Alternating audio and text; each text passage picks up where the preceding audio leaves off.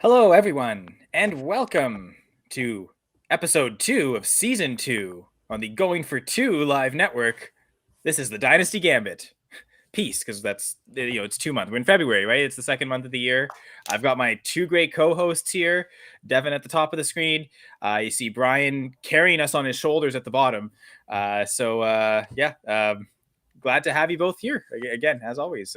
Brian, how you doing? I'm doing really good today. It's enjoyed the preparation time this morning, getting ready for the show, and the games were certainly better than 2 weeks ago. We had some really great games the last 2 weeks, so now we get a week off for the Super Bowl. So kind of looking forward to that. Yeah, I guess since our last episode, we've had the divisional round and the championship Sunday, so that was all great. Devin, how you doing? Doing really good. Thanks for asking. We're excited to break down some running backs here in this episode, and like you said, it's been an absolute pleasure watching these playoff games here these last couple of weeks. I think it's been some of the best playoff football I've ever seen in my life. So I'm excited for the Super Bowl, and let's do this.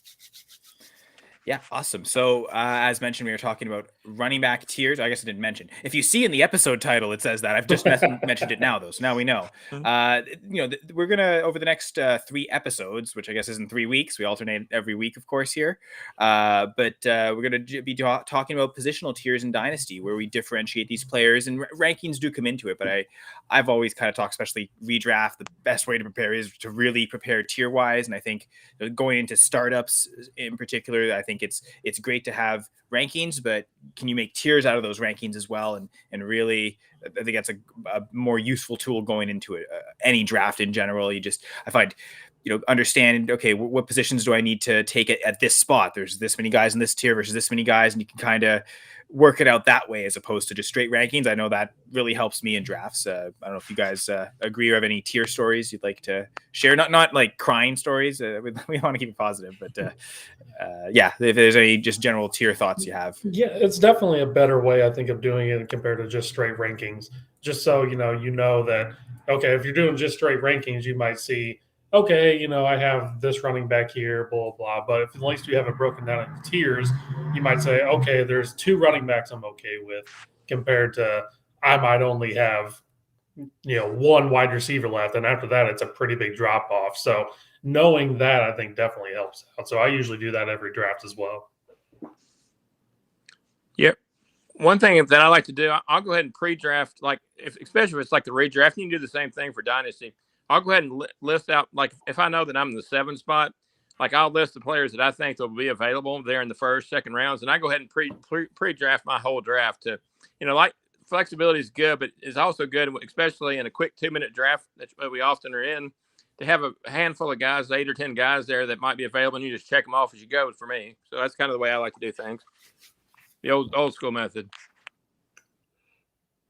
Of course, tried and true and tested, right? So we've got some listener here, goingfor2.com. I'm going to assume that's Jeff. Check us out on Twitch. So happy to see Jeff and any listeners, viewers watching. So appreciate that very much. Anyone, and feel free to comment. I guess Restream still having issues with Twitter comments. So if you are watching on Twitter and would like to interact, we actually recommend you head over to either the Facebook, Going for 2 on Facebook, Going for 2 Live on YouTube, or Going for 2 Live on Twitch, where we can actually read comments like this one from our fearless leader. Unless someone's impersonating Jeff. Yeah, a little scared. Gonna keep it positive and assume that's Jeff. But one more thing that I know Jeff will definitely want us to mention. It is, again, going for 2. We are the second month, February. I guess yesterday was February 2nd, and yesterday was actually the start of a promotion that we're putting on at Going for 2, part of the Personal League podcast, the PLPs as we call. Normally $100 per each episode, reduced price down to $22. And what do you get in an episode? Well, generally a few of us, roughly between 4 or 5 fantasy analysts will come together, usually hosted by Jeff himself, Jeff Lambert, again, at Jeff Lambert 77, just to give more praise to the big boss. But he'll get us together and we'll each go over an entire league's worth of team. So you send us in your league and give us access so we can check out all the teams, check out moves to be made, whether it's trading, adding players that are available, or whatever moves need to be made. We kind of go again in detail for every team, so every manager gets to kind of hear what our thoughts are about their team. Generally, you have one expert take each team, and actually, Eric, another great fantasy analyst here, Eric Romoff. If anyone wants to watch the episode last night of the Armchair Show, that was great too. Eric was on that, but so those personal league podcasts again.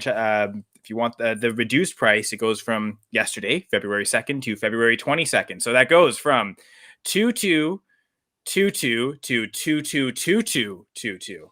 February 2nd, 2022 to February 22nd, 2022. That's enough numbers, right? Well, actually, I love numbers. But that's enough going for two numbers, right? I'm just glad you got it for sure. And actually, I will put one last plug, and I kind of, because I planned this out, and I think a smart transition to our topic, but just talking about stuff like these going for two hat, or all the great going for two apparel you can find at goingfor2.com/store. Or ViridianGlobal.com, and look through the Going for Two collection there. Lots of, shout out to Viridian Global, great company, including these great Scott Fishbowl shirts from last year. I call this one the Dark Side of the Fish for any Pink Floyd fans. That's awesome. And much like that album, Dark Side of the Moon, it was the first album where Roger Waters really took the lyrical control and his vision for the album and the concept. Right, I feel like Jonathan Taylor. I guess I already spoiled it. That's not how I was supposed to say it. I feel like there's a running back who's kind of taken the stranglehold as the clear RB1. I've already spoiled it. Jonathan Taylor, right? Is there any disagreement on that with either of you before we get into the tiers? No, and a lot of sites I'm seeing, he's actually in a tier by himself. So definitely have to go with Jonathan Taylor at the 101 here. I was wearing a tutu yesterday in celebration. I thought he was going to talk about Tutu Atwell. It's like, yeah, he's definitely. We're not talking about Tutu Atwell, even on the wide receiver episode, probably. But yeah. So yeah, if you want to see Eric in a tutu, check out last night's episode of the Armchair Show. Just kidding. And apparently, Dr. James Ferretti says I'm the hardest working man in fantasy sports. So I've got two great co-hosts here, and former co-host of the Dynasty Gambit in Dr. Ferretti. So again, thanks for everyone to view, but. Brian, to your point, like not only is Taylor kind of viewed as the 101, but so in a tier of his own, I guess, kind of how people have been approaching it. So I guess that is really the first question I'll ask you to. Is Jonathan Taylor in a tier of his own when it comes to dynasty running backs? Personally, I don't think so. But I mean, you could have one by himself. But I mean, I'm okay if you throw in Najee Harris along with Mixon and Eckler for my first tier. I don't think Taylor has to be by himself. If he had a better quarterback behind him, I think that he would be. But at the same time, there's issues on that team, including getting beat at the last second there by the Jacksonville Jaguars. So I mean, they have issues to fix. So I would agree with that. I mean, I don't have him in my own personal tier by himself. I do have Najee in there with him. But I think there's a very strong case you can make to have him in a tier of his own. But just going the way I was doing it was more of age, workload, opportunity, everything like that. And to me, him and Najee, I mean, they're clearly the workhorse backs. They're on the younger side. They're 23 years old. So to me, I have them grouped in the same tier. But if you had Taylor in a tier of his own based off the year that he had last year, it's kind of hard to argue against that. So I'm kind of almost in the middle of you two, right? I mean, Devin sounds like you're really just, it's either Taylor alone or Taylor and Harris. Like it really, like your top tier isn't going to be bigger than two running backs. That's how I have it right now. Yeah. And then Brian, you were saying you've got maybe up to four. Yeah, I mean, I would be okay. I mean, they got a little bit more age, obviously, on Mixon and Eckler, but they're both on really better offenses than Taylor is. So I would be okay putting those guys in. And I will say, especially, well, and Najee as well can add into that more of a solid pass catching role than Taylor. And that's I've been really struggling with that. Okay, at times I think yes. Going into this episode, I've got my answer is going to be yes. Taylor's in a tier of his own, but then other days where I'm feeling like no, maybe I could go as many as three. Some days I'm like, can I go five? Really, a lot of young running backs I like, but I think I'm settling on it's either Taylor alone or there's three of them, and I think Najee's one of them. And I'll add one more. I really like DeAndre Swift, and I think pass catching role as well. I think that's the clear thing, and I think that again that's maybe the one thing that'll hold Taylor back from really being a true difference maker. I think running back scoring was down in general this year, so he did still. There was kind of a separation still with his points per game relative to everyone else, but if you compare his season to what we've seen with Derrick Henry's 2,000-yard season even, but certainly back to like what Christian McCaffrey's done in the last couple of years. Like that's still like enough of the reception difference that it's still a massive enough difference. So yeah, I think I'm leaning with both of you on saying it's again, I'll say tier of 3, but that as much as there is an argument to be made, I think that Taylor could be on his own. I don't think any. So I guess the consensus there that the three of us are saying it's multiple players in that top tier. One thing I would like to throw out about Swift is I'd like to see a few more carries from him over his first two seasons. He hasn't averaged more than 11.5 carries per game. So I wouldn't mind to see that increase a little bit. And then honestly, he could bypass Taylor. You never can tell. I've seen other people. Somebody threw out on Twitter today Javonte Williams as the overall RB1. I'm not sure I'm on that bandwagon just yet, but I would like Swift to have a few more carries. Yeah, I think you look at the total carries. I do think the valuable touches he's getting them, like he's maybe not getting every single goal line carry, every single red zone touch, but it seems like a lot of his touches were towards that area relative to, the rest of the, like compared to Jamal Williams, who maybe was more of the between the 20s kind of guy. So I would say at least Swift is getting the valuable touches, but I do agree with you, Brian, that the overall numbers be nicer to be higher. And I think he's got a better offensive line than Najee does with the Steelers. So probably maybe not quite to the level of the Colts, but maybe closer to the Colts than they are to the Steelers, to be honest. And that's kind of why I also have DeAndre Swift in my next tier break. It's just because he's not getting the workhorse load. And to me, if you break it down to how much you would have to give up to trade for Jonathan Taylor or Najee Harris, I think you can get DeAndre Swift cheaper than either of those two. So that's kind of why I have them in that tier break there, just because DeAndre, I think the future is still bright for him. I think he's got a lot of opportunity to where he's going to get more of a workload. But just as it stands right now, having that split carry almost, if you will, not full split, but having that extra running back there in Jamal Williams is the reason that I've kind of put him as the first choice in the next tier. So before we get to that next tier, we're going to take a question from one listener. So Erica asking, in a dynasty startup, PPR, Superflex, tight end premium, clearly set on these backup running backs. Again, we talked about that in the Armchair Show last night. Chuba Hubbard or Kenneth Gainwell. So both coming off their rookie seasons. So what are you guys leaning I think here? For me, since it's dynasty, I'd go with Gainwell. I don't see a lot necessarily moving forward for Jordan Howard or Boston Scott.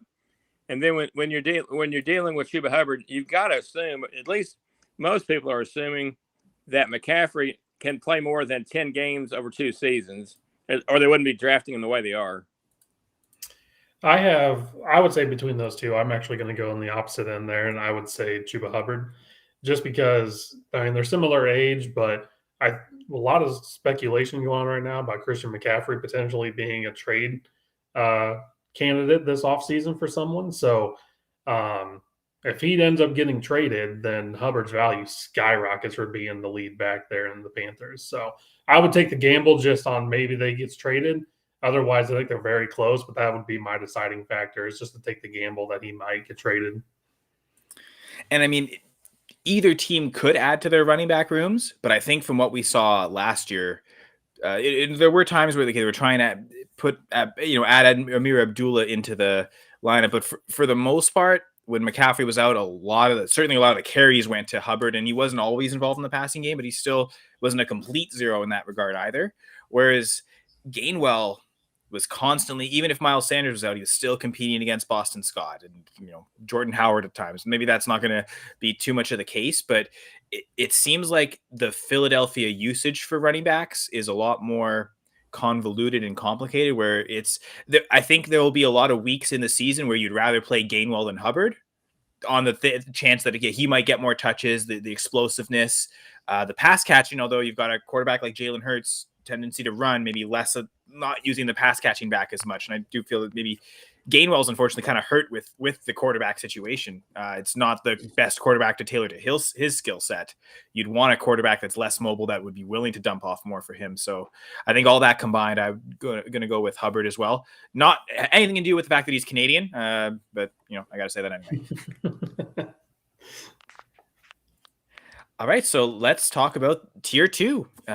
So Devin, you already started with Swift, so we'll continue there. So who else do you have in their tier 2 for dynasty running backs? So just for me, so I have Deandre Swift, then I have Christian McCaffrey, Javonte Williams, Joe Mixon, Dalvin Cook, and Nick Chubb, and that's the end of my tier break there for tier 2. It's pretty close. There was a couple other guys I think you could maybe fit in there. Some guys you might be able to take out, but Christian McCaffrey, I mean, when he's healthy, he's still a dominant running back. He's getting all the catches, getting good volume with the run game. Javonte, I have up there just strictly based off of age. Right now, he's 21 years old. I think he'll be 22 at some point this year. If he becomes the lead back there, I think he showed a lot of promise with the Broncos to where I think he's going to be a very good asset to have. And then the other guys, Joe Mixon, he's 25. He had an incredible year this year. Dalvin Cook's right there at that age cliff, if you will. Him and Nick Chubb are kind of in the same boat. I mean, Dalvin Cook, I think, is a year or two older. But that's how I currently have them ranked. So that would be my next tier. Okay, so Brian, I mean, I know you already mentioned Mixon, so that's one name I know you won't have in tier 2. But who do you have there? Yeah, like I said, I have Mixon and Eckler. Actually, for me, those are my number 3 and number 4 running backs. That's just my personal preference. After that, I've also got Dalvin Cook, Kamara, and I'm okay with Javonte Williams. Towards the bottom of that tier 2. I'm always the kind of guy. And I know you got to take chances on rookie and second year players, but he proved a lot. But at the same time, to me, he didn't take over. He didn't take over the role from Melvin Gordon, which a lot of the other rookies like the year before, like Swift and some of those guys, started to completely taking over the role. And I know Gordon's a free agent, but at the same time, he split carries also. Javonte Williams did with Michael Carter in college. So my question with him is, what kind of workload can it be? Is it going to be similar to Swift where he gets less than 12 carries, or is he going to be more like a 15 to 17 carry kind of guy? So I'm okay with him being tier 2, but he's lower tier 2 to me for now. I think unlike Swift, and I mean, this could change obviously, but last year, Williams wasn't getting more of the valuable touches than Gordon. Like, they were splitting the goal line work. They were splitting the receptions. There were some weeks where Williams would have more targets and catches. Other weeks it would be Gordon. So unlike Swift, where, okay, like the overall touches about the same, more of Swift's touches were more valuable. So that's why I kind of view that as better. Even if they don't re-sign Gordon, they bring in another guy to complement Williams. Is it going to be that? I guess it'll be a new coaching staff, so maybe not, but is it going to be that exact same type of 50-50 split where it's not? We'd love it if Williams would get all the goal line carries, even if he doesn't catch a ton of passes, if he has all that touchdown upside to himself, because that really hurt him this year, just not getting, a lot of, I think Gordon had quite a few more touchdowns than Williams, and maybe they're still getting this close about the same amount of opportunities. Just Gordon just found the end zone more, which, to be fair, he's kind of done throughout his career, except his rookie year. But yeah, Williams to me reminds me a lot of a much better Chase Edmonds. Everybody thought Chase Edmonds was going to get all the work this year, and James Conner went up, I think, with 16 touchdowns. I think they'll bring on somebody else, even if Gordon's gone. I agree completely with that. I loved having James Conner on so many teams. And Chase Edmonds on none. That was great. I got that right. The one thing I got right in 2021. Lesson learned there. So yeah, I also have Javonte Williams in my tier 2. My tier 2 is actually pretty small, just 2 players. And again, I'm taking this from a startup perspective. So if I don't think I'd have these 2 players ahead of the next. My tier 3 is going to be pretty massive. But I wouldn't have these 2 players ahead of my tier 3 trade-wise. Like, I'm not really trying to target those guys in trades. What I'm trying to do, especially with Javonte Williams, is draft him in a startup and flip him immediately, just because his value is up there. I think we all think he has potential to be a top 5 back, but really that's where his dynasty value is. Like, he's pretty consensus across the board considered top 5. Brian, you were even mentioning someone, you might even see an analyst or 2 that has him as the dynasty RB1 right now. So that type of value without production, that's an immediate sell to me. So in a startup, I want to target him more than those other backs to then flip it to get one of those other backs plus, because people are kind of willing. So I think there are 2 young running backs that are now, in their second, well, there will be in their second and third year respectively. Not, like Williams, this other guy is kind of splitting the work, getting some of the goal line carries, but not all of them, not getting all the receptions unless a certain player's out. Alex Smith's favorite target, apparently, J.D. McKissic. But and I mean, Dr. Ferretti would love this. I know last year on the Dynasty Gambit last season, he touted Antonio Gibson as a top 5 back, and I kind of pushed back a little bit. But I'm there with Doc this year. I have Antonio Gibson as my RB4 in Dynasty, and unlike Williams, he got more overall carries. Like, it seemed like it was a committee, but he was very clearly the lead back, not a 50-50 split. So. And I mean, I don't know about if McKissic's going to return. I mean, did get injured pretty bad. I'm not even sure about his contract status. They did have the rookie Jarrett Patterson, but I think Gibson could completely take over that pass catching role. We saw it at the end of the season, and it's kind of banking on that. I think the reason I have Gibson ahead of Williams, I'm more willing to draft him there and keep him. And I know he's someone you might be able to, in a single quarterback league, get maybe even into the 3rd round. Superflex might be pushing the end of the 3rd.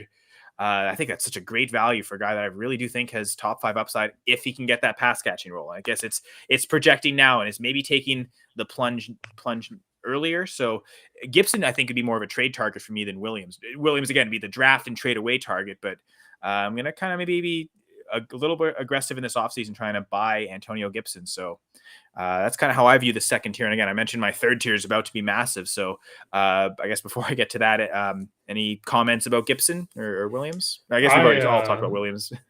I love Gibson. I have him in 3 of my 4 Dynasty leagues, and I've been trying to get him in my 4th Dynasty league that I don't have him in. But I targeted them last year. In one of my Dynasty leagues, I actually drafted him. So I've been in love with the guy for a long time just because, I mean, he has the skill set to where if they just gave him the full workload, pass catching, running, everything, he's going to be 101, 102 type running back.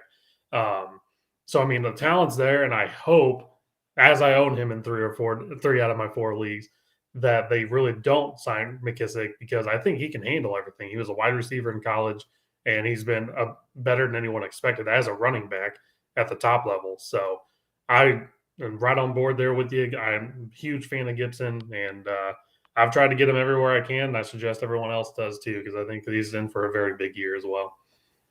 Yeah, I like Gibson as well. I was kind of surprised. I was going over the PPR rankings for this past year, and a lot of the season he seemed to disappoint, but he still finishes the RB10 in PPR, which to me I was a little surprised that Gibson was still in the top 10, even though if you hear everybody talk on Twitter and everywhere else, it's like, well, boy, he sure did have a disappointing season at times.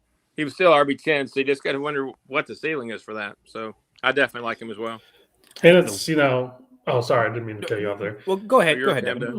I was going to say, and I think it is worth noting that he was battling a shin issue all season long. So I know towards the very beginning of the year, they were not giving him the same amount of opportunities. They were kind of almost more of a true split with McKissic. But then towards the end of the year, McKissic had some injuries, and they just kind of let him go loose. So I think they were kind of handling him with kids' gloves a little bit at the beginning there, just because he did have I think it was like almost a minor fracture in his shin, and they were battling it all year long. So that is Doc, one thing. if you want to chime in on any injury talk, feel free. We'll of course share your great work. But yeah, I know Doc talked about that lots last year on the 2-point conversion in season. Every week it was like a ticking time bomb, and I mean, there's a lot of fantasy talk around that where like in season Gibson was just a massive sell. Shocking, he only missed 1 game, and it was actually for COVID. It wasn't even for any of the injuries, right? So maybe he also proved something a little bit with that durability, kind of the ability to play through injuries a little bit, because that seemed like one where that was going to really limit him, and maybe it did to a certain extent early.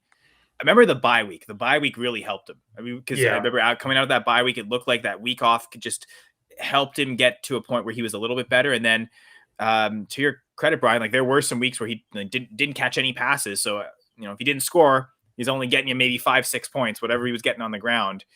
And then again, once McKissic got hurt, pass catching role was all his. He was getting the touchdowns finally. And then I feel like there was a week or two where he was the number 1 running back overall. And I think that's kind of maybe boom bust inconsistent, which raised him, like you said, Brian, into the top 10. So maybe really the hope there is just to get more consistency out of him, I think. And if it doesn't happen, then maybe RB4 is too early there. So it's again, taking that plunge and trying to, buy and be convicted before the proof is there. In these deeper startup leagues, what do y'all think about Jared Patterson as kind of a late pick to go along with Gibson there in regards to possible injuries or whatever. Well, I took him last night in a mock draft we did on the Armchair Show, and it was that exact reasoning. Like, that was a range where I was going for guys that were all those injury away type running backs. Again, if McKissick's not there, Patterson might be the number 2 man up. You're right there. Yeah, and as we kind of talked about in the last episode too, I mean, it's just if you have the top guy, you need the handcuff. I mean, if they go down, then they're the guy and they're taking all the points. So I mean, it's critical that you get the handcuff for most of these guys. And most of these startup leagues I was in last year, it was like 26 rounds, it seemed like. So, I mean, it's not like you're really giving up much there at the later rounds. So. Oh, yeah. A lot of times when, as I said before, I have Gibson in 3 of my leagues. I could just get Patterson as a throw-in when I made a different trade. Like, okay, you give me this, I'll throw in a 4th or a 3rd or something like that, and you throw in Patterson to go along with the rest of our deal. So it was pretty easy to get him at that point too. And that was really before he started kind of showing that he was capable of being relied upon as the RB2 if Gibson really went down. So, but yeah, I mean, it's always worth the gamble. I mean, for a lot of these guys, you get them for such minuscule prices that just take the flyer and keep him in your back pocket in case the worst happens. Yeah, and he was just a rookie this past year, so he can't be more than 23 or so. So who knows? He may go to another team in 2 years and really, really stand out if he doesn't help there in Washington. We just can't tell at this point. So. Well, and let's actually go back to Eric's question. Just talking about as soon as I put up the graphic, I get rid of it. But Eric's question here of Hubbard, Gainwell. Let's throw Jared Patterson in there. Are we feeling Patterson over either of those guys, or still those 2 that were drafted as opposed to Patterson who was undrafted? For me personally, I think I'm Patterson 3rd, but at the same time, I think they're all pretty even. So, yeah, I think he's kind of a little more limited in his role at the moment. I think Gainwell at least has, both Hubbard and Gainwell both have draft capital associated with them to those teams. Patterson was an undrafted free agent. So, I mean, I always tend to go for the guys that at least have some capital invested in them by the team so they feel like they're more likely to keep them around, give them a chance. But if McKissick resigns and he's back to being RB3, at least those other guys are probably RB2 on their team as it stands right now. So that's where I would go with that. And the other thing that's kind of interesting, I think Hurts did enough for sure to be the quarterback this year, but the other 2 teams have completely unstable quarterback situations. So that's one of the reasons why I went with Gainwell when that question was asked is I think Hurts will probably be more than a 1-year additional starter, and the other, you don't really know what's going on in the quarterback room. So, and I love that, Brian, because I like I was saying Hubbard over Gainwell because of the quarterback, and because we know he's stuck with Hurts. I don't love the pass catching with the running quarterback. So it's interesting how we're both taking that same piece of information and drawing 2 different conclusions from it, and that's again the beauty of fantasy and certainly the beauty of Dynasty. So just an interesting point there. So I guess time to talk tier 3. So Devin, you want to start us off here with your tier 3? Sure. So this one's a little bit bigger. I got quite a bit in this one, so I'm just going to rattle them off, and then we can just talk about whoever everyone wants to talk about. But so for me, I have Saquon, Austin Eckler, Alvin Kamara. This is Gibson, J.K. Dobbins, Cam Akers, David Montgomery, and Travis Etienne as my next tier. I guess my first comment is the Travis Etienne almost stands out a little bit. That was the only reason I have him in that. He was kind of one of my hardest ones to actually place into a tier. We have not seen him in the NFL yet, so that is fair. He's 23 years old, and I mean they did not waste, but they used a 1st round draft pick on him. So I would say they wasted a year with a bad head coach more than anything. Definitely. But the investments there, and then also the news of James Robinson. James Robinson. Going UDFA is never getting any respect. It's okay. Well, with him tearing his Achilles, that's what everyone was worried about with Cam. I mean, Cam's kind of looked like he's bounced back, so that gives a little bit of hope for him. But I wouldn't have had him this high had he not just suffered that injury at the end of the year. I think it was going to be more of a split heading into this year, but now I think Etienne at least probably gets a few weeks as the main guy to prove what he can do. And if he goes off, then I don't think Robinson's going to really factor in too much until he goes to another team or if Etienne gets hurt. I guess James Robinson, right? It's kind of a boring name. If you had more interesting, Jarrett Patterson. At least that's a UDFA with an interesting name, right? We'll remember it. Yeah. He's so hard to rank. I'm sorry, I didn't mean to. He's so hard to rank. I mean, I could see anyone saying that he could be at the top of this tier, all the way down to maybe 2 tiers further down, just because you truly don't know. But in Dynasty with running backs, age is a huge benefactor as to where you rank them and how you value them. So even though we haven't seen him on the field, just knowing that he's 22 years old, going to be 23, and first round draft capital associated with him, there's a lot to like there. So I don't want to have him too far out of my, in my tiers. I think 4 was a little too low, but that's why I have him there in 3. For me, out of the ones you mentioned, my personal favorite is Dobbins. I could actually, it would not be hard for me to choose Dobbins over Javonte Williams. I just like it all. To me, it's all going to depend on what they do at quarterback. It's been mentioned that Aaron Rodgers is going there. Of course, that'll bump him up a ton. But if it goes status quo, I would actually prefer Dobbins on that Baltimore run offense. They've always been near the top for rushing offense. So personally, unless there's changes made, I could actually see Dobbins being ahead of Williams.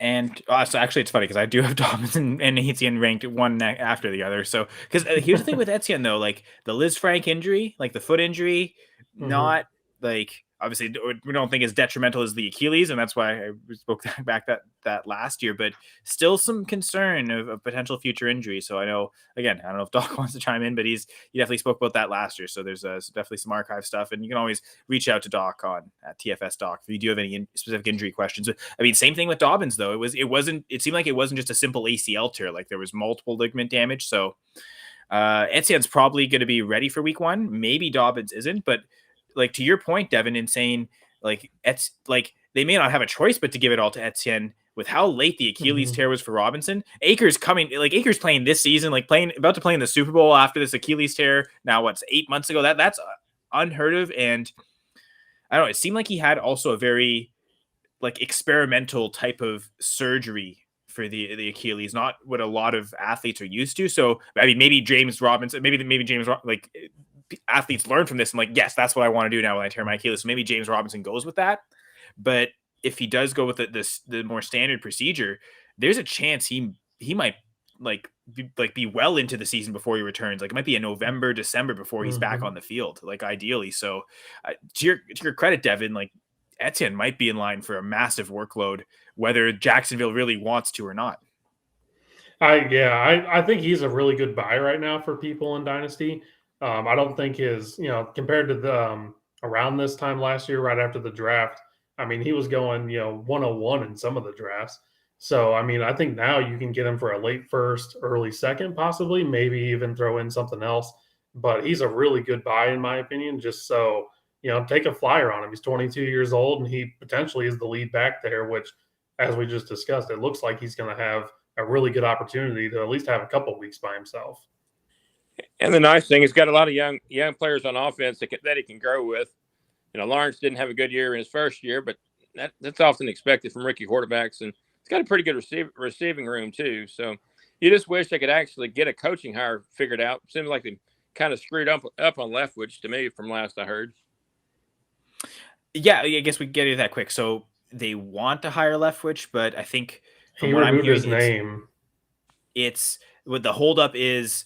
They want to keep Trent Baalke, and Leftwich doesn't want Baalke, the GM. I think Leftwich is kind of I think smartly looking at some situations, Houston, Arizona, where if the GM doesn't like you, you might only get the one season, right? And they pick their guy that they really want. So I think in a sense, looking out for his own self-interest, but also maybe Baalke's not the great GM too. And it's if I don't have a good GM, give me good players, I'm not going to succeed, right? So I think Leftwich in a sense is he's being firm with, I want to pick the GM I like, or not even pick my GM, but at least a GM that I can sign off on. So I think that's what it is. If correct me if I'm wrong, but that's kind of the reports that I'm reading.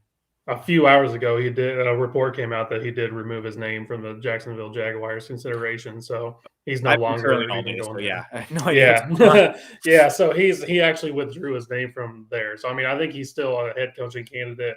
I think maybe for a couple other teams that are left, but he at least withdrew it from the Jaguars, which is a bummer just because, I mean, he was obviously their quarterback. It's pretty cool. I think it's a great situation. I'm kind of surprised that job. I don't know if it's more of the Jaguars dragging their feet or if it's they're just not being wowed by some of these candidates. But having Trevor Lawrence there in place, you think would be a very attractive opportunity for most coaches.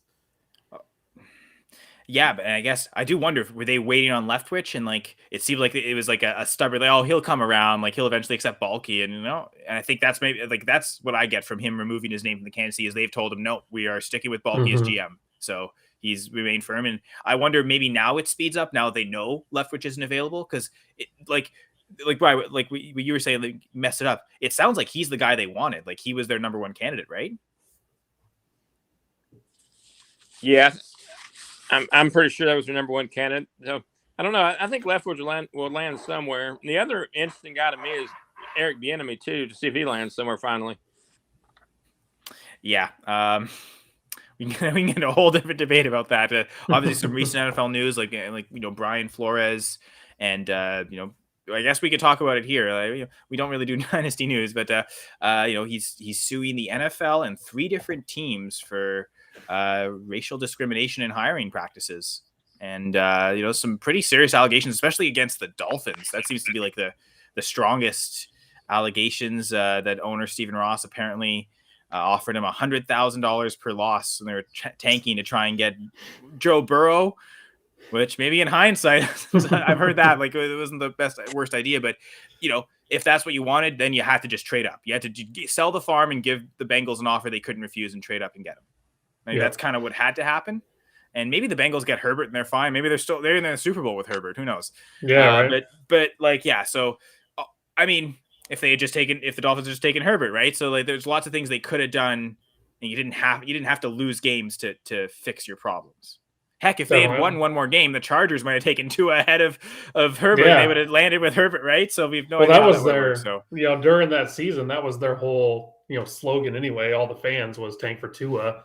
And then they still ended up getting him at 5. But, during that season, I mean, Tua was their number one choice, at least the fans' number one choice, and they still ended up getting him. But, pretty serious. I think I think that one's probably a little bit easier to prove. I think, some of the other stuff the NFL is going to fight a lot of this tooth and nail, which is unfortunate.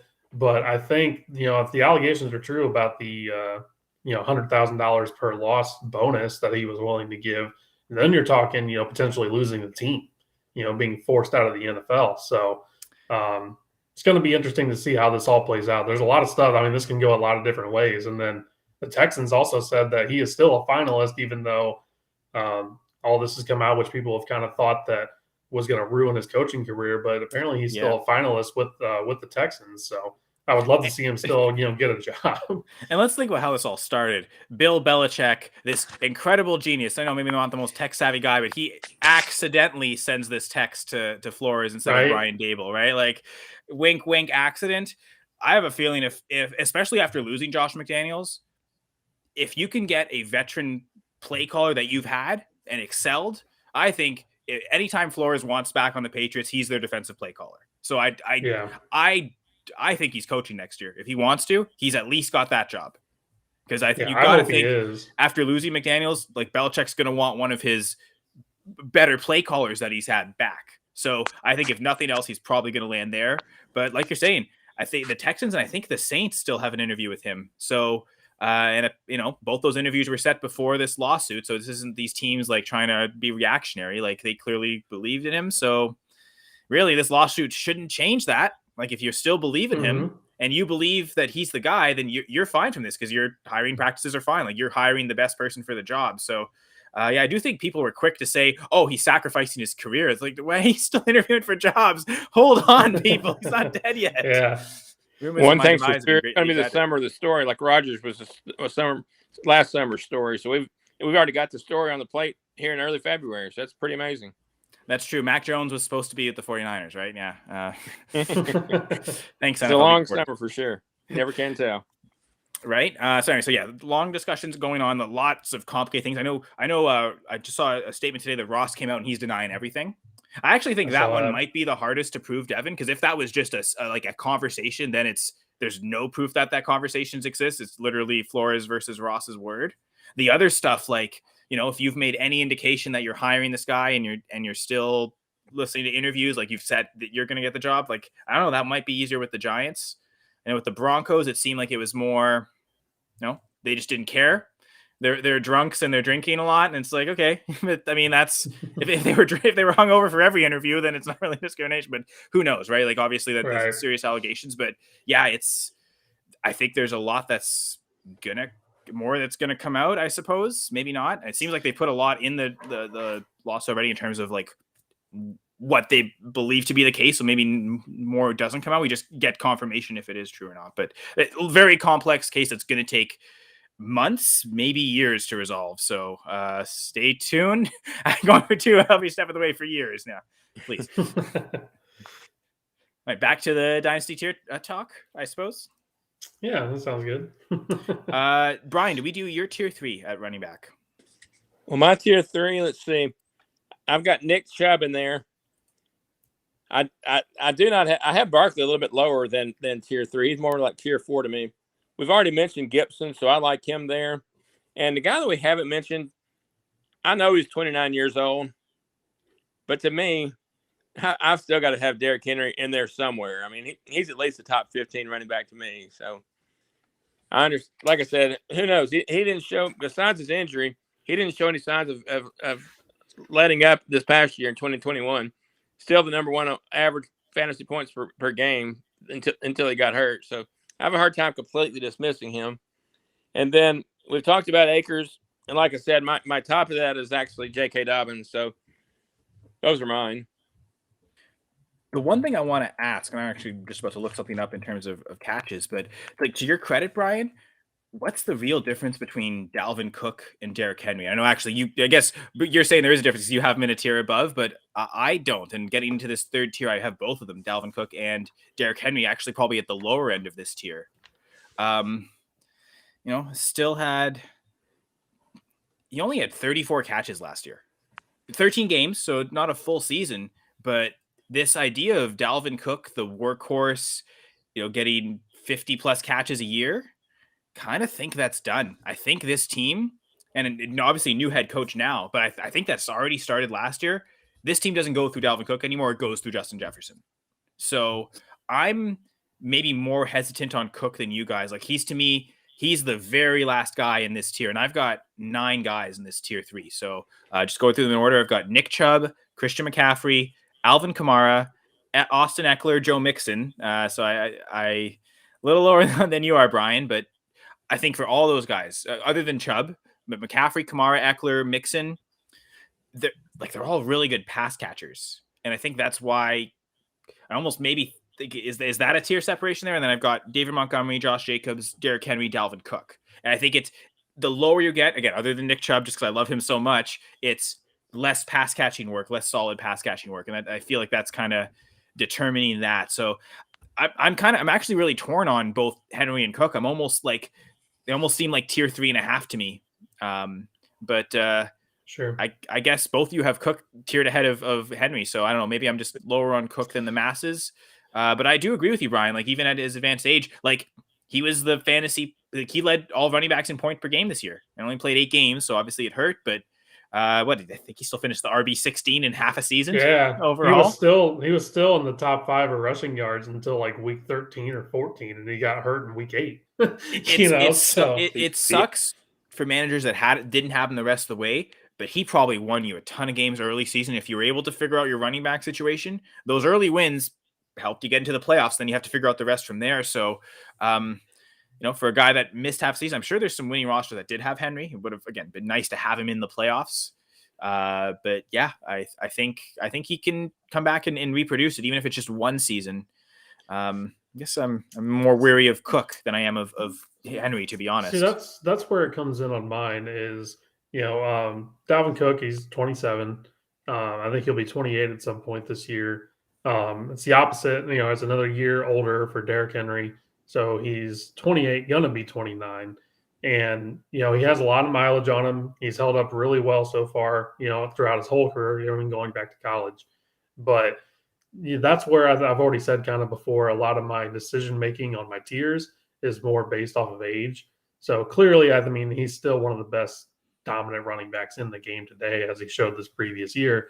But just with his age, he's beyond the running back age cliff, if you will, for most people. Usually it's right around 26, 27 when they start to fall off. So to me, just you might, if you traded for him, you're probably going to get 1 year out of him. That's, maybe 2. That would be best case scenario. But just when you're, value him compared to someone who's in their, 22 years old, 23 years old, you're going to be getting 5, 6 more years out of a player like that compared to maybe 1 or 2 out of Derrick Henry. But he's still dominant. He's still, I mean, I don't disagree with why you have him ranked there. It's just for me personally, age really factors into how I rank. Oh yeah, I mean you have to say that, and the thing about it is the reason I have Cook just slightly higher is I think there's a 2-year age difference between the two guys, I believe, if I'm not mistaken. But if you're a team that's going for it this next fall, both of those guys are great, and you can actually, you get towards the end of the season, and maybe somebody else is going for the championship, trade them off. Maybe you get somebody younger that's maybe a prospect you like. You might not get Javonte Williams. Maybe get another young guy that you like and trade him off and maybe give them a chance to win, but you still got something back in return. So yeah, especially like if Henry comes out and scores like he did last year, his value will take a peak during the season. And in the early season, you'll be able to get probably a really good price for him. And he's always going to be the touchdown guy. He's the goal line guy. He's not going to have another back come in, vulture his touchdowns from him. So even if his production starts to dip, he's going to get the touchdown volume still. Question I would have moving forward, who would be your all's running back in regards to, do you think the running back is currently on the team that will replace him? Do you think it's maybe Deontay Foreman or Darion Evans, any of those guys? Do you think it's somebody totally that's not with the team right now? It's not Darion Evans, I can say that. he sneezes. Or McNichols. No, I do a lot of running back ranking, like film watching. It's one of the one position I watch the most. And I remember it's one of the worst. And how long I've been really scouting. Doing it probably since the year, the year I've really got into is probably the year after the Barkley Chubb class. But I think the last 2-3 years I've really refined my process. And Darion Evans is one of the worst contact balance scores I've seen. I guess 3 or 4 classes where I've really watched it. It's just awful. He's first contact goes down. So definitely the exact opposite of Henry, right? I think his role was supposed to be the pass catcher on a team that doesn't throw to their running back. So he was always a hard pass for me. But the other name you named, though, I like that, Deontay Foreman. I mean, he's really showed, it's the old school Achilles tear where it's taken him 3 years to get back. Yeah. He's finally done it. So good to him to persevere and this is maybe the highest he's been valued ever in his career. So I'm not sure what his contract status is. So I'll look into that. But you're probably, like what you said first, Brian, is the Derrick Henry replacement on the team? I would probably guess not. Yeah, I agree. Whether their contract, if his contract is up after this season or not, he's also 26, 27 years old, somewhere in there. He's an older back. He came out of Texas. He was with the Texans for a little bit before he had his Achilles tear. Like you said, that he came back and bounced back this year. So the way that the NFL works nowadays, it's so easy to get a running back, whether, you look at the third round, like Antonio Gibson, the Bears with David Montgomery was another third round pick. James Robinson being an undrafted free agent. I think it's so easy to find a running back, at least easier than it ever used to be, to where the Titans, this year, next year, can take a flyer on someone in the third and fourth round and probably have the heir apparent to Henry at that point. And I looked up on Spot Track. Foreman is about to be a free agent, and that's what I thought. Yeah, the Titans paid him basically league minimum last year. His base salary was $511,111, almost as many twos as I mentioned earlier in the episode with that PLP promo. Which again, well, back to that real quick. Until February 22nd, you get $22 off any PLP, Personal League Podcast, normally $100, only be $78. So again, if you want your league, if you want us to talk about your particular league and your team, check out Going for Two Personal League Podcast for that and the promo. So I think okay, so we all did tier 3. So I guess it's now time for tier 4. Brian, do you want to start us off here? Sure, let's do that. So my tier 4, I've got David Montgomery. My tier 4 is kind of big. David Montgomery, Aaron Jones, Josh Jacobs, Ezekiel Elliott. Let's see who else. I've got CEH. Here's where Travis Etienne falls in for me in tier 4. Then I've also got Elijah Mitchell, and I've got Corey Dillon. And last but not least, I got Michael Carter. Okay. I've got a salary cap contract league that'll really like it if Carter's up there too. So that wishful thinking on my part. But yeah, so I know I've got some similar names as well. Clyde Edwards-Helaire, like you mentioned. I've got Cam Akers there, Aaron Jones. This is where I have Saquon. So I'm with you, Brian, of I don't know. I guess I've always kind of been like, obviously after his rookie season, it's tough to not say, oh, Barkley's amazing, but I don't know. I've chosen kind of not to invest in him, and I kind of completely faded him last year. Probably going to be the case again this year, both Dynasty and Redraft, but we'll see. Anyway, so yeah, I also in that tier, Zeke, Elijah Mitchell, Dobbins, Etienne coming off the injuries. And I guess like my tier break is, I think, yeah, this one's tough. Is Miles Sanders in this tier or not? I guess that's really my question. See, is the tier break before Miles Sanders or after? I'm kind of leaning before, like it's between Dobbins, Etienne, and that's where the tier is, and then it's Sanders. But I could hear the argument just because actually I've already made the argument. They don't throw to the running backs. It's Jalen Hurts. No, you know what? Nah, it's Miles Sanders is tier 5, not tier 4. Sorry. Yeah, Sanders is right below Carter for me, if that helps. But he had some good games towards the end of the season, but it's just shocking to me. You can play as many games as he did and still score 0 touchdowns. Yeah, and I mean, and I talked about it in the goal line great article I did for Full Press Coverage this year. The Eagles had the most rushing touchdowns inside the 5. They had like 18 or something like that, but most of it was either Jalen Hurts or Boston Scott. Like they had, I think they each had 6, so I think they combined for 12 of the 18 touchdowns inside the 5. So then everything else, rushing wise anyway, so everything else was divided between Jordan Howard. And Jordan Howard. I think Gainwell got some too. Like Gainwell's getting more touchdowns. So yeah, it's crazy that to think that touchdown regression. I forgot about that. So that's a good point, Brian. Because there was actually a few players this year that didn't score touchdowns, and some like a lot of them were receivers. Okay, they just didn't get the targets, didn't get the red zone targets. But for Sanders not to on a team that was really good at running inside the 5 that's one of the craziest stats for 2021. The Eagles are just a very frustrating team when it comes to Miles Sanders. I was a Miles Sanders truther for a very long time. Had him in multiple dynasty leagues. Was like, oh, this is the year. And I don't know if the Eagles just strongly dislike him. It's been multiple coaching regimes. They had Doug Peterson was there originally. Now they have their new coach, and they still didn't use. There was a couple of games this year where I think he didn't even have 3 touches in the game. But when he gets the opportunities, he can show, like he did towards the end of this year.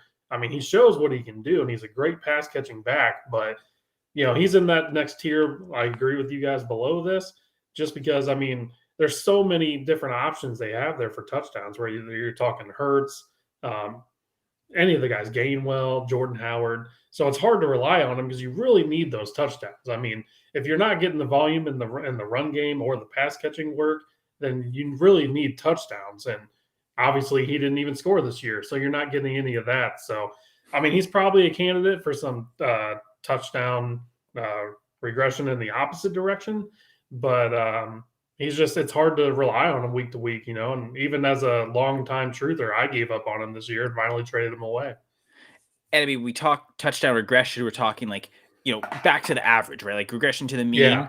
Yep. And I mean, his 6 touchdowns each of the last 2 years for a guy getting over 200 touches, that's pretty low. So his touchdown below expectation based on the amount of yards he's getting, it has always kind of been low. So a regression to the mean might only be 3 or 4 touchdowns. That's true, because I mean, you really need him to be in the 9 to 10 range, honestly, to be, if you're not getting the rushing work, you at least need to get 10 to 12 games of touchdown opportunities there. So ideally, I would love to. I don't think it's going to happen, but if he got traded, I would love to see what he could do with a different team. They have plenty of running backs on their team to where if maybe they want a little bit of draft capital. I believe he's in the final year of his rookie contract this year with them. So he would be someone that I think they could move decently easy if a team is looking, the Miami Dolphins, someone like that that needs a running back that could, give up a 6th round pick, something like that for him. I'd like to see him in a different opportunity. I hope it becomes before his contract's up. So what's your all's overall view of Elijah Mitchell? I was a little surprised. I know he didn't play a lot like the early season, so I figured his average fantasy points per game would be fairly high. He was actually only 20th. So he's just a low end RB2, but he passes more of an eye test to me than that. I've been a notorious hater of 49ers running backs because again, I said this at tons last year. This is more of an anti-Trey Sermon take more than anything, but no 49ers running back under Kyle Shanahan ever got more than 152 carries, and it was Matt Breida like that. And I remember that year that they signed McKinnon.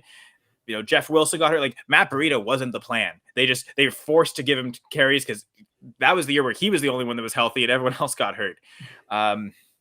In what did Elijah Mitchell play last year? 11 games? Something like that. I think it was in only 11 games he had over 200 carries. Shanahan, you go back to Atlanta days, sure, Devontae Freeman, but with the 49ers has never trusted a running back this much, at least in terms of just sheer volume of carries. He didn't even play a full season. So I know there's one common refrain I've heard is, they can replace him, right? They can just draft another 6th round pick like Mitchell and he might get all the carries. But again, I don't know. Shanahan's never treated a running back like this before. So they clearly think they found their guy. And now they've got the guy 3 years on a rookie contract cheap. They might bring in competition. I don't think they're going to completely give up on Trey Sermon either, though. No, he really hates Sermon, it seems. Yeah. I mean, I kind of do too. I kind of did. I hated the hype and the price because I was always from the start, even though Sermon was the guy drafted on day 2 and Michael Carter fell to day 3. I was firmly Carter over Sermon the entire time, before the draft, after the draft, all through the offseason. So maybe that's more just the vitriol for Trey Sermon that I just dislike. So I'm finding Mitchell's like, yes, get into Mitchell, but I don't know. I think that usage is different. Yeah, I'd be careful with him. I have a lot of pain when it comes to Elijah Mitchell because in my big dynasty league with all my buddies back home, it's my most expensive league, everything like that. I drafted them in the 4th round, right? And we had one taxi squad. And I kept Nico Collins over him because I was like, well, there's Mostert there. They just drafted Sermon before him. They have Jeff Wilson.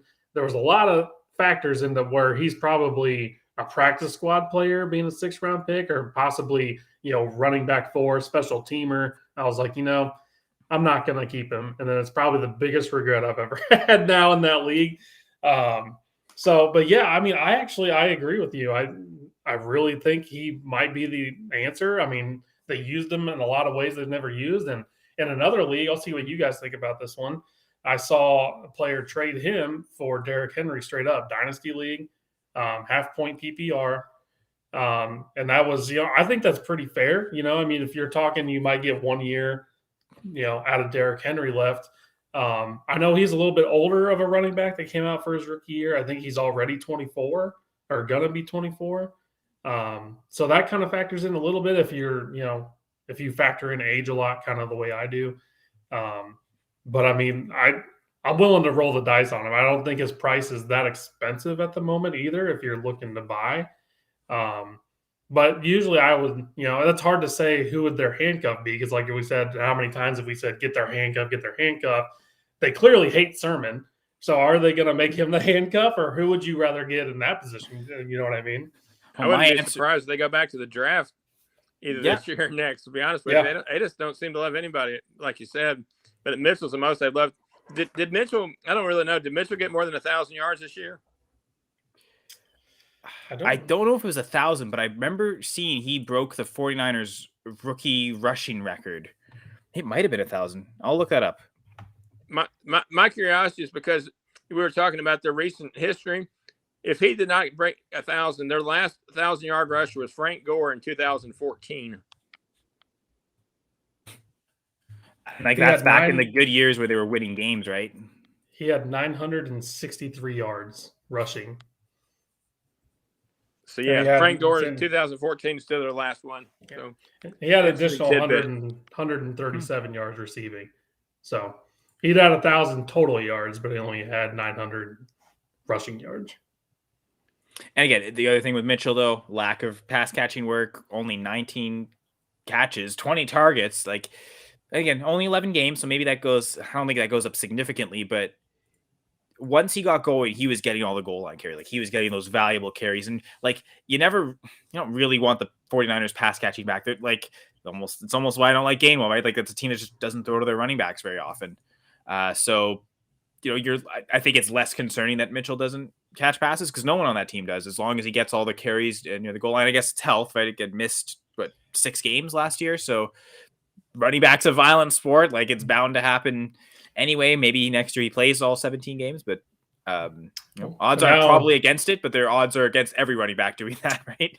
Well, and now he's battling Debo for carries, so I mean, you have to factor that in as well, because I'm sure it's going to be the same thing next year. I think they've kind of found the little niche for Debo there, so I don't think that's going to be going away anytime soon on that front. No, and they really swung to that during the playoff run, so Debo had more carries in, I think, than he did during the regular season. Mm-hmm. So yeah, I was kind of interested in that piece too.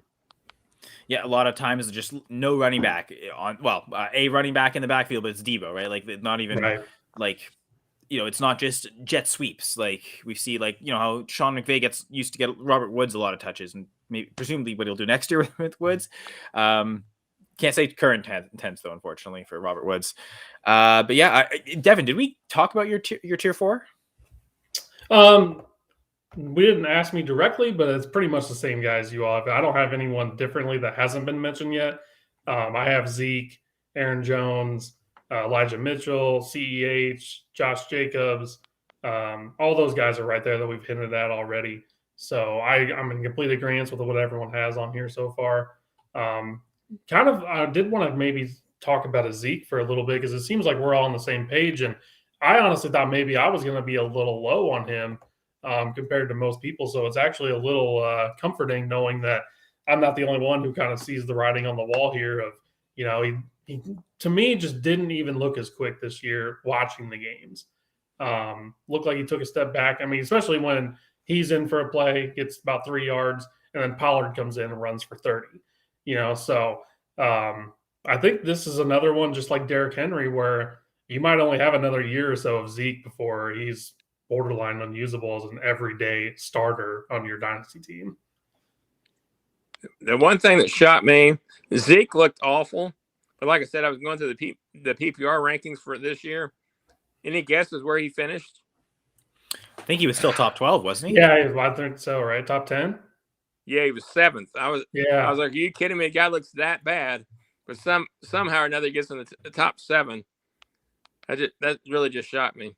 So one player we really seem to be all over the boards with, or at least I am, maybe compared to y'all. What average draft position would y'all give Deandre Swift at this point in time? I kind of looked it up on Underdog today. I'm just kind of curious what that looks like. Yeah, back to Swift. We'll swiftly go back to DeAndre. I have an answer, Devin, if you want me to go. So do you mean as in like redraft, or are you talking as a startup dynasty? Redraft on this particular one. Oh, okay. Yeah, then I was thinking dynasty. I mean, last year I saw, maybe some 206, early, maybe up to like the 203, occasionally maybe in the first round, but I don't think it's that much different. So I'm going to say right in the middle of the second round and say 206. I was thinking like third round. So I'd be persuaded depending on who's there, I guess, in the second. Dynasty. Y'all actually both did really well. Kyle nailed it. He's at the number 17 pick overall. I thought based on everything else I'd read today, he would be like a late first But no, they got him more in like mid-second. So I was a little surprised. Should be good value there. Dynasty startup, I think you're talking top 5-6 pick, depending on the format of the league, with the super flex or not. Yeah, I think in single quarterback.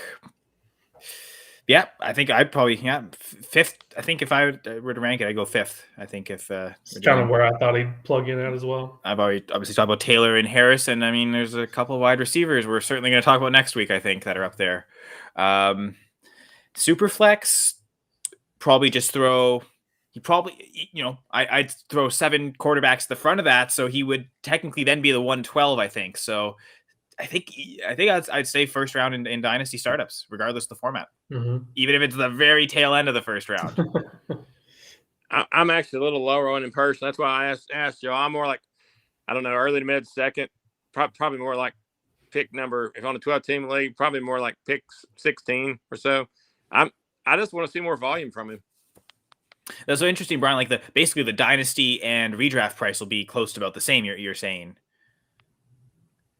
I would think so, personally. I mean, he's had 2 years and they've both been okay, but I want to see those 15 rushes or 14 rushes, because let's be honest, with Jared Goff having a decent end of season and this year not being a great quarterback class, I've got to assume Jared Goff may be the quarterback for the next 2 or 3 years. We already know what he can do. I mean, he was okay at the end of the season, and they have no wide receiving core at all. I heard today that I believe it was the offensive coordinator wanted to get two wide receivers in the draft and then go out and get a free agent one as well, because self-admittedly he's got nothing besides Swift and Hawkinson. So Amon-Ra kind of came on the rookie wide receiver, but yeah, when it's I guess now a second-year player is your like premier wide receiver in your group, you maybe need to add to it. Not that I know, like I think Amon-Ra definitely deserves to be a starter on that team, but you need a perimeter alpha body type wide receiver, good big 50-50 contested catch guy that can really open up the offense, or you probably need both. You probably also need a speedy deep threat receiver to open it all up for everyone. And then like that's, those are kind of the ingredients. They really don't have either of those two options. I guess they tried to had the speedy guy with Tyrell Williams, but it really didn't work out that well. So yeah, I think the Lions could definitely be a team that addresses the position, because I mean, they're picking second, third, maybe second. Yeah, I think they're second. With this rookie quarterback class looking like it does, and there is still some time in the process for someone to kind of emerge, but I doubt they go quarterback at 2. I don't think they go quarterback. It is a really good wide receiver class this year, though. That's where the highlight of the whole draft is definitely wide receiver. Do they go Treylon Burks to second overall? They got a lot of holes everywhere, so I don't know if they're going to be in the business of reaching for anybody at number 2. I heard today too that they're looking to actually move back in the draft. Well, I mean, everyone is. That's the problem. No one. Yeah. I doubt anyone wants to move up. So like, good on the Jags and the Lions and Texans for wanting to move down, but you need someone to make that trade to go upwards. And I mean, again, they're all hurt by the fact that there's no quarterbacks, because that's who they would want to take, and that's who would garner the most trade interest as well. So maybe they're secretly hoping a guy comes up so they can trade away the pick and not feel tempted, like someone really emerges as the quarterback in the class. But this is a running back show. We're spending a lot of time not talking about running backs. Yeah. No. But like, to your credit, Brian, I think Goff's the starting quarterback there next year again, because I don't think with how much they're paying him, I don't think they bring in another free agent. Because I think it's either going to be a rookie that they maybe take in the second round, or do they trade back into the late first to get someone for that 5th-year option, and then you maybe have that rookie compete?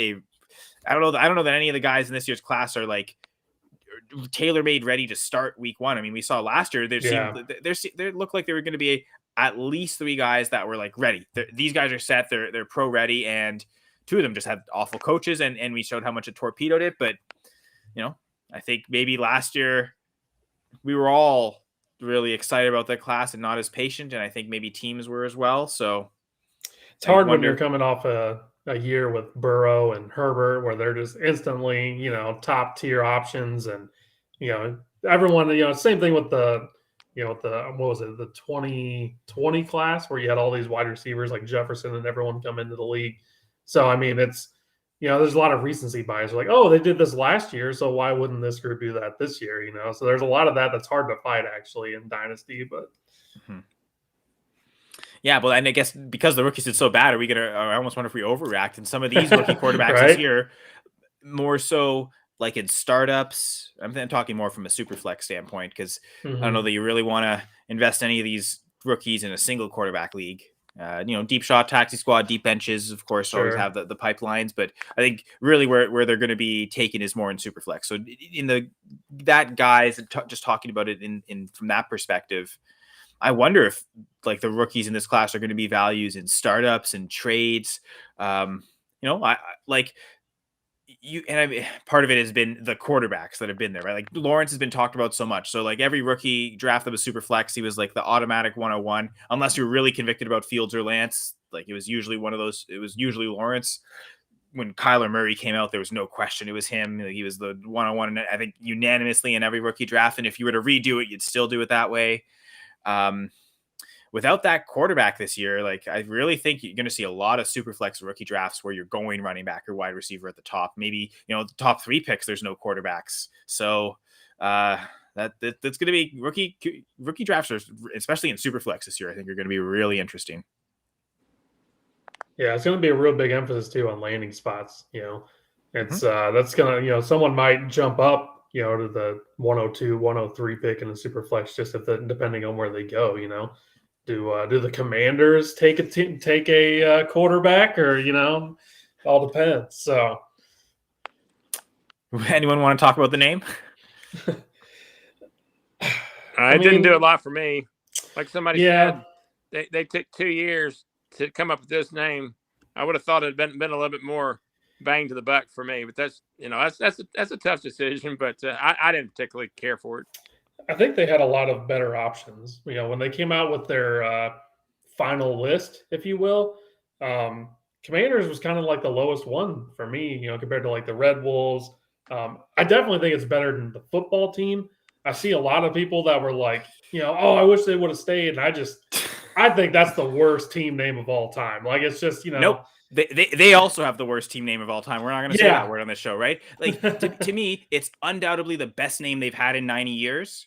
Yep. I still think Boston Barons was better. And I mean, if you just move to Washington, just keep Barons. And then you probably, It's still Barons to this day, and it's still probably better. Like that's my official case. Like they should have stuck with their original name, but because they changed it, like I think when they moved to Washington, like, oh wait, new city, new name. Why? Yeah. You already get a new city name, just keep the old name. But anyway, that's me. So yeah, it's better. It's better because you couldn't have gotten worse than the last 2 names. So exactly. Like there was literally nowhere to go from up. So I'm just happy it's done. This is an actual name.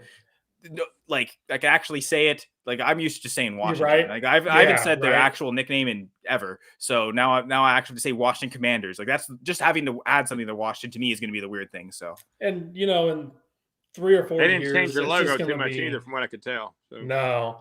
And, in 3 or 4 years, it's just going to be commonplace. It's the Commanders. You're not going to think of, the football team or anything like that. It's just going to be that's what they are. Well, what's their logo now is what? Just a giant yellow W?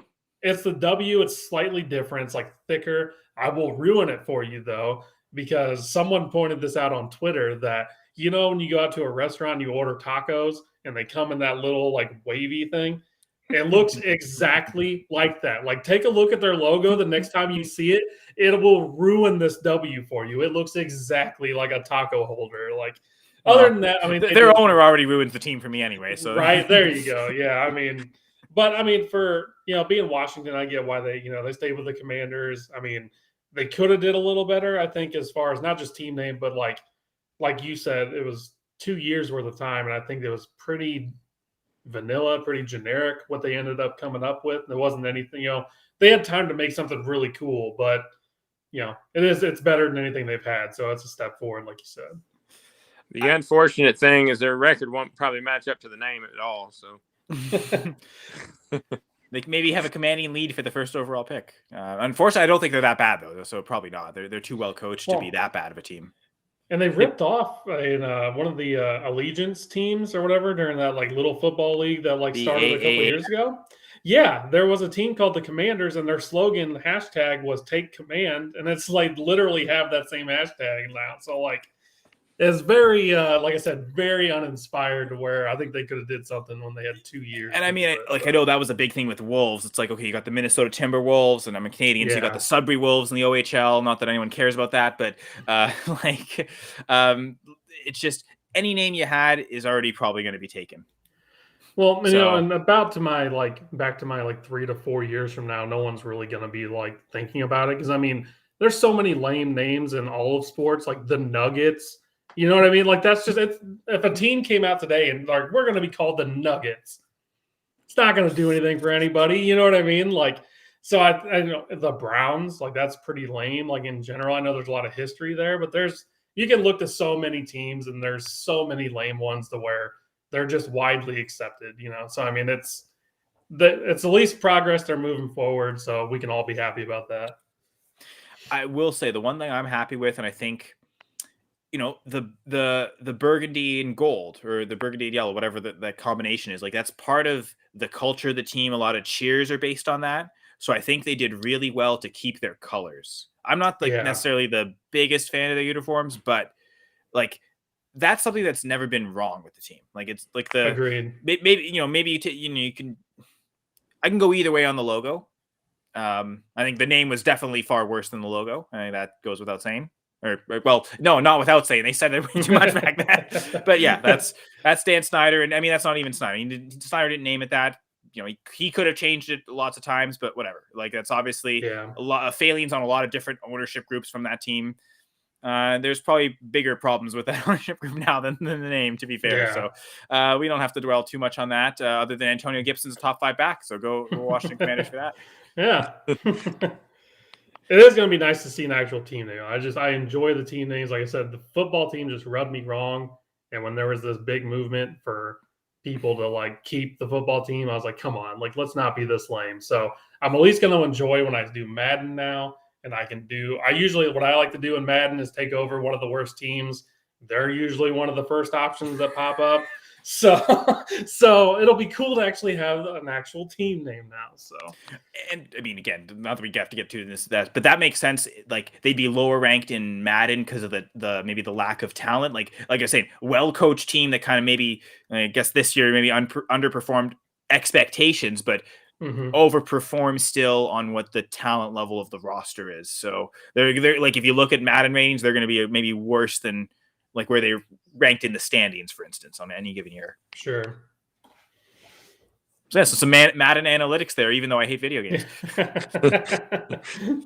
I have too much fun playing fantasy football. That's why. Lots of fun here talking with both my Dynasty Gambit co-hosts, Brian and Devin. So any final thoughts for the viewers and listeners before we sign off on this RB tier episode? No, just most importantly, enjoy the Super Bowl. Those startup leagues, I know it started mine I think it was mid to late January, so they should be out there and available. So check your local sleeper, and there's all kinds of fun stuff coming up. Yeah, for sure. The only thing. Oh, go ahead. Well, just Dynasty never stops. Right? Like startups. Yep. I'm sure I know there were leagues that did startups mid-season, right? Like, okay, we're going to do like you do the startup like week 8 and like the best ball scoring for the first 7 weeks retroactively. And then you set your lineup from there. So like, that's about as early as you can get in theory. But like, I'm sure there were the day after the championships, week 17, I'm sure there were startups. Yep. I guess the only thing I want to say is trade for Gibson, trade for Etienne, and trade for your handcuffs. And trade away Javonte Williams. There you go. Trade away Brian? No, we'll never trade away Brian. I lost connection for a little bit, so I missed that on the pun, I think, but that's okay. Brian may want to trade his internet. That might be the only transaction that goes on there. I'd be good for about a 4th round pick. So. NFL or Dynasty rookie draft?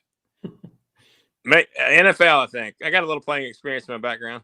Okay. Yeah, that's probably a 4th round NFL pick's probably a little bit more valuable than a Dynasty 4th round. Yeah, pick. Right. No one likes anyway, those. Yes. They used to get a paycheck.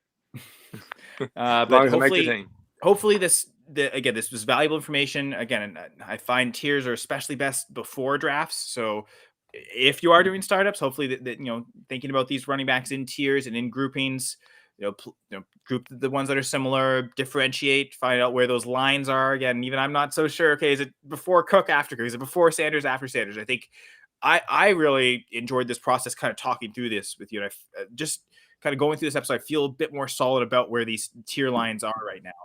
Going through with you. So, and I guess we're going to do it again in 2 weeks with wide receivers. So hopefully, I think I really need wide receiver help. I'm usually pretty good with the running back, so I definitely need the wide receiver help from my co-hosts here.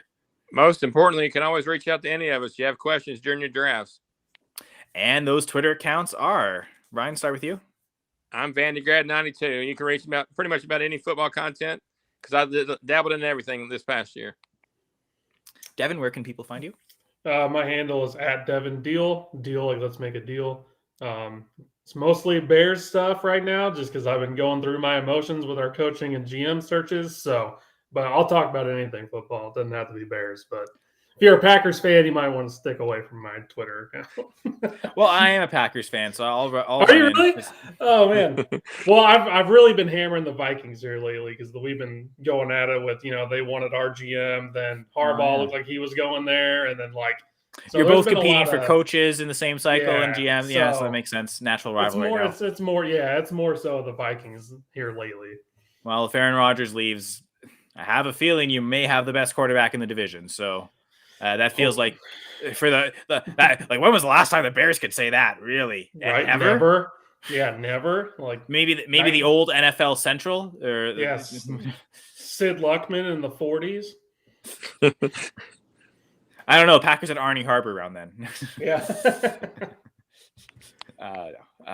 Actually, yeah, I think he's still there. Anyway, enough NFC North talk. But I'm on Twitter @CenterSays. I do co-host the Full Press Packers pod if you do want to get that Full Press Fantasy pod. And of course, I co-host both the Dynasty Gambit and I guess I solo host the press coverage, which hasn't started yet in this offseason. Both shows on the Going for Two Live network. Although next Monday, Gladys and I are doing a combined 2-point conversion press coverage, and that'll be the alternating shows on Mondays on Going for Two Live, and that's starting the 7th, Monday, February 7th. So that's next Monday. So check Gladys and I out. I think of a late start. I think it'll be 10 p.m. That Monday. So yes, obviously we'll still be previewing the Super Bowl at that point. I think our next episode will be passed by then. But for us, again, 2 weeks from now, I know we alternate on Thursdays with the Fantasy Cheat Sheet. Not entirely sure if they're starting next week. I believe they might be though. So I know I watched them in season last year. They started at the start of the season. So that was always a fun Friday nights. Just okay, what are some of the go-to things you need to kind of know list going into any week, and I found there's a lot of good information on that show. So hopefully you enjoy all the Going for Two Live shows. You can find it all on Twitter @Going4Two Live. Everything Going for Two, again, on Twitter @Going4_2. That gives you not just access to the podcast and live shows, but all the great articles that are so many great articles all constantly being written, not just about fantasy football.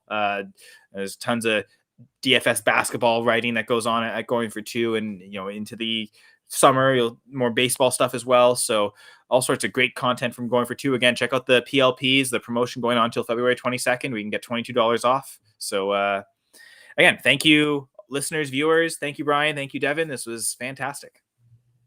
Yeah, can't wait to do it again in a couple weeks. Thanks for having us. Yeah, 2 weeks from now, we'll be talking wide receivers here on the Dynasty Gambit.